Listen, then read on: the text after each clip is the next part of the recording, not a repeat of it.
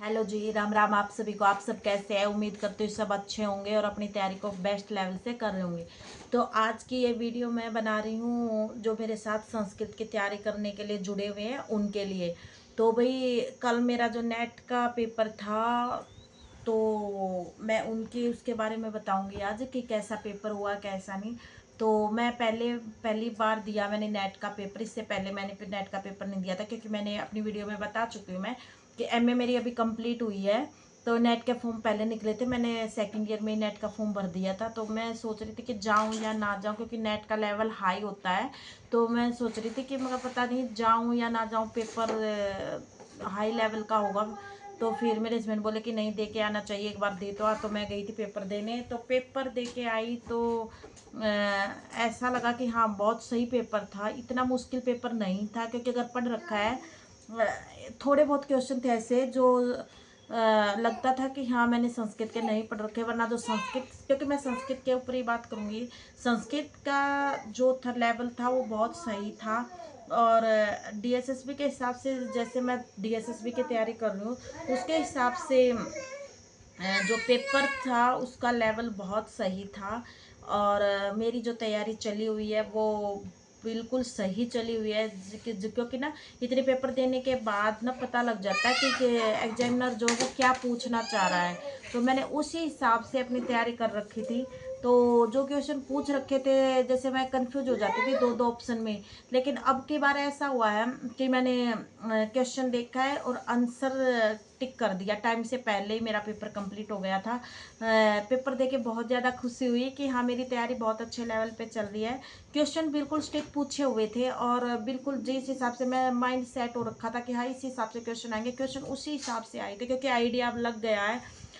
तो मुझे ये पता चल गया कि जो रिवीजन मेरा चला हुआ है वो बहुत अच्छा है। और ये वीडियो भी खासकर उनके लिए बना रही हूँ मैं जो तैयारी कर रहे हैं संस्कृत की। जो जो संस्कृत की तैयारी कर रहे हैं वो इस चैनल के साथ जरूर जुड़े।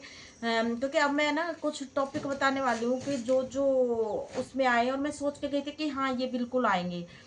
एक तो ये क्वेश्चन आए थे जो इसे कवियों का जो कालक्रम है, कई क्वेश्चन आए थे कवियों के कालक्रम से। और जो महेश्वरी सूत्र है उनमें से आए हुए थे। और क्वेश्चन ये ऐसे थे कि याद करने से नहीं, बार बार अगर हम लिखने की कोशिश करेंगे तो ही हम आंसर निकाल सकते हैं। तो मेरा मेरा बेस्ट ये रहा कि मैं कई दिन से ना एक्स्ट्रा में कुछ नहीं पढ़ रही थी, नया मैंने कुछ भी नहीं उठाया था। जो याद था उसको मैं लिख के देख रही थी। और जो से रफ सीट जैसे मिली थी मुझे, रफ सीट में पहले पेपर स्टार्ट होने से पहले ही मैंने रफ सीट अपनी भर दी थी। मैंने सारे जो संस्कृत का जो मैंने ट्रिक बना रखी थी वो मैंने फटाफट फटाफट लिख लिए थे। क्योंकि याद करने के बाद, रिवीजन करने के बाद ना इतना हो जाता है कि हम जल्दी जल्दी लिख पाते हैं। और उसमें से कई क्वेश्चन तो उन्हीं में से निकल गए थे जो मैंने ट्रिक याद कर रखी थी उसी हिसाब से। तो टॉपिक ऑनलाइन पेपर था, तो एक ये आता अर्ध स्वर किसे कहते हैं, यम क्या है, अंतस्थ, अनुनासिक, इनमें से जो प्रत्याहार बने हैं इनमें से क्वेश्चन थे। और जैसे टीकाएं क्या, टीकाओं में से आई थी। और कई क्वेश्चन साहित्य के मेरे, व्याकरण और साहित्य, ये दो ही मैं ज़्यादा किए हैं मैंने, और ये दोनों मेरे बिल्कुल ठीक गए। कोई क्वेश्चन मेरा इनमें से गलत नहीं हुआ है। हाँ मेरे गलत उनमें से, जैसे जो वेद हैं उनमें से मेरे गलत हुए हैं, क्योंकि वेद मैंने नहीं पढ़े हैं अभी, वेद मेरे कम हैं तो वेद मुझे करने हैं।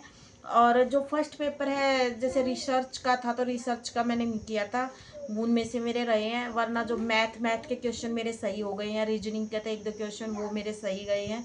और जो क्वेश्चन थे वो मेरे जो आ रहे थे ना, जो मैंने पढ़ रखे थे उनमें मैं कंफ्यूज बिल्कुल नहीं हुई, वो मैंने बिल्कुल ठीक कर दिए हैं। तो अगर कोई ये संस्कृत का जो मेरी वीडियो देख रहा है उनको ये हो कि हाँ और क्वेश्चनों का पता लगे कि कौन से क्वेश्चन थे, तो वो कमेंट कर देना, मैं ज़रूर बता दूंगी कि कौन कौन से। मैं निशान लगा के बल्कि लिख के बता दूंगी कि हाँ ये आए थे। क्योंकि देखो एक तरह का पैटर्न ही होता है एग्जाम वालों का, मैं चंडीगढ़ वाला पेपर दे के आई थी। चंडीगढ़ वाले पेपर से ना मुझे आइडिया लग गया था कि एग्जामिनर किस टाइप के क्वेश्चन पूछ रहे हैं। वो मैं अभी तैयारी कर रही थी और नेट में उसी टाइप के ही क्वेश्चन पूछे गए थे, उससे बाहर कुछ भी नहीं था। तो मैं ऐसे घबराई थी कि नेट का लेवल पता नहीं क्या है, तो ऐसा कोई लेवल नहीं था। अगर पढ़ रखा है तो उन सब के लिए अच्छा था। तो मेरा पेपर बहुत अच्छा गया है। तो कमेंट करना, ज़रूर बताना कि हाँ, अगर मैं बताऊँ। एक मिनट रुक जा बेटा, एक मिनट।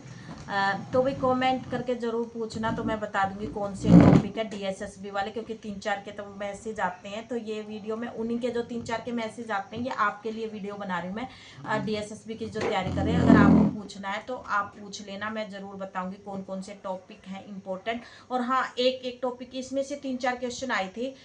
वरना एक मिनट वरना एक मिनट रुको बेटा।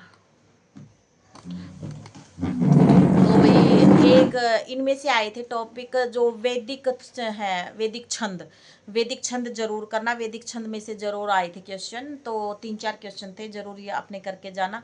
तो जो न्यू है चैनल को जरूर सब्सक्राइब करना, लाइक करना, कमेंट करना। Okay, bye bye.